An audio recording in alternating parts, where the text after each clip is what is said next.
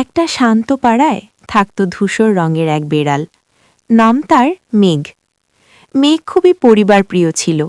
প্রতিদিন সকালে মা বেড়ালের পাশে বসে রোদ পোহাত আর ছোট ভাইবোনদের নিয়ে খেলত উঠোন জুড়ে।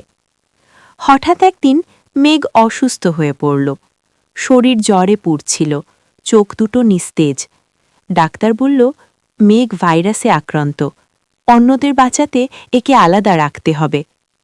সেদিনই মেঘকে লোহার খাঁচার মতো একটা ঘরে বন্দি করে রাখা হলো। সবচেয়ে কষ্টের কথা, ওকে তার ফ্যামিলির সাথে দেখা করতে দেওয়া হলো না।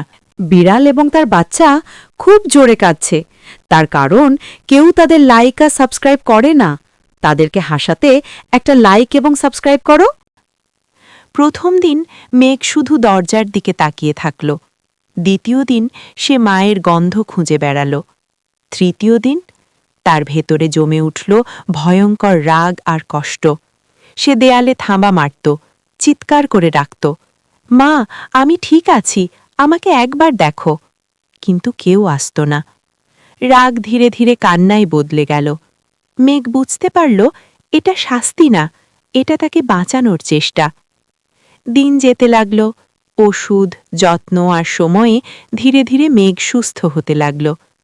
এক সকালে ডাক্তার হাসি মুখে বলল, এখন আর ভয় নেই, মেঘ সুস্থ। খাঁচার দরজা খুলে গেল। মেঘ দৌড়ে বেরিয়ে এলো, সোজা তার পরিবারের দিকে। মা বেড়াল তাকে বুকে জড়িয়ে ধরল, ভাই বোনেরা লাফিয়ে উঠল আনন্দে। সেই মুহূর্তে